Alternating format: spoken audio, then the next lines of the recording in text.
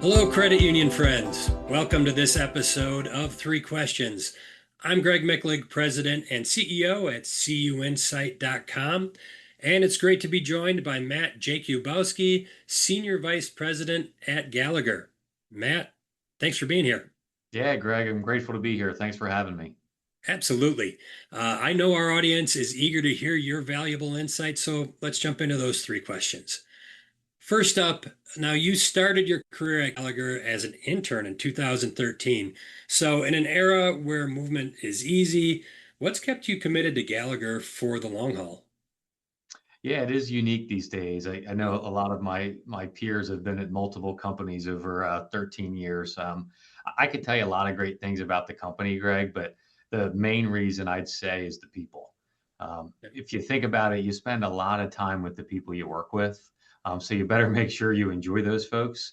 And I'm fortunate the culture at Gallagher tends to attract, people from diverse backgrounds and diverse opinions and different opportunities and things, but we're drawn together from some similar, mindsets and approach to do the right thing, always work hard, enjoy ourselves. And, it's really been a great place to work. It's been a fast 13 years.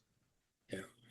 It's kind of in the credit union system, right? I know I've moved here and there too, but you talk about culture, how important that is at a company, and to be able to stay there for that long is definitely a credit to the culture that they've built there. And, when I think about culture, when I think about some of the things that you're doing at Gallagher and just the team that you have there, the work that you do in working with, boards, for example, and kind of helping them steward retirement commitments for their future, for decades into the future. So, retirement promises don't end when the plan is designed. And what part of that long-term accountability keeps you thinking about, long after the workday ends, how you've helped those boards, work through all of that. Yeah, it's a great question and really good insights, to use the pun. Yeah. But it is unique in the sense that the promises I'm making are candidly going to be on the books, maybe even past the time when I'm retired, or even in some cases past the time I'm living or my colleagues are living. So it's a unique industry that way. And what I'd say is, yeah, it does keep me up at night because I think about the future and I care, and I think you'll find my entire team really cares. It's why we are so passionate about doing the right thing always. It's why we really vet things before we offer or suggest changes or make recommendations. But I guess what ultimately helps me fall asleep is we've been around doing this for credit unions for 31 years. Gallagher as an entity has been around for almost 100. Um, I have another few decades of work in front of me as well, and I'm going to be a part of what the next generation of our leadership looks like and how we continue to contribute to the credit union movement. So I guess the way you get over that stress and the fear about the future is you do the best you can with what you have in front of you today. And I really feel our team always puts their best foot forward. So you talked about that longevity and 100 years. I didn't realize Gallagher was around 100 years. That's incredible. And I myself have been in the industry about 30 years, and you think about the commitment that you make over the long haul. And when you talk about things like that long-term partnership and why it matters, what's one essential part of your role that most people in the industry never see, but really everything depends on? Yeah, what I'd say it's a very inward, piece is why folks don't see it as much. But I'd sum it up as mentoring and training and investing in our people. Hmm. So you talk about these promises and the complexity of what we do and the impact that things outside of our control, like the economy and financial markets, have on what we do. We can't control that, but we can certainly control how well versed and trained our people are.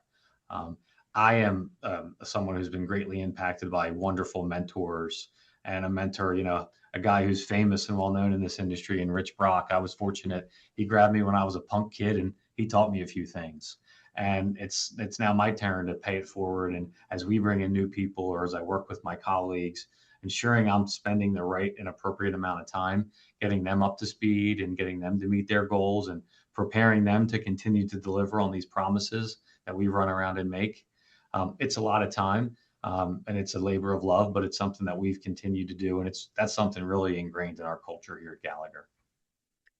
Rich is one of those people that I had the good fortune to meet very early in my career and have seen him throughout the years. And it just, again, talking about the culture of Gallagher and the people that you have there, just another great example of someone who exemplifies exactly what you're talking about.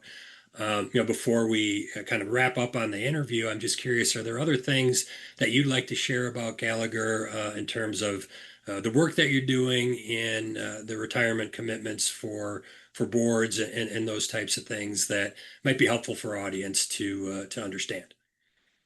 Yeah, what I'd say, it's a point that you made for me earlier about how invested we are in actually educating the end users of what we do. There's no doubt about it, whether it's a split dollar benefit plan 457F with impermissible investments, it's complicated stuff, right? And the boards we work for and the executives that benefit from our work, they don't touch this every day. But it's our role to be honest, transparent, and to inform them to the best of our ability to make great decisions. So what I'd say is it's always worth taking the time to get informed and be educated by our group, because we don't start by trying to sell you anything. We start by trying to solve a problem and inform you. Often it leads to a purchase and an investment and things like that. But you'll find our team does a really nice job of taking these complicated elements and making it something simple so that decisions can be made out there in the boardroom.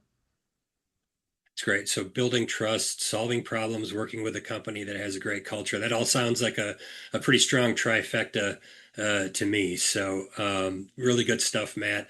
It's been a pleasure to connect with you and discuss this with you. And I really appreciate you taking the time to join me. Yeah, great job, Greg. We appreciate you. Okay. Well, thanks very much and appreciate all of our viewers. Thank you for tuning in for this episode of Three Questions, and we will see you next time.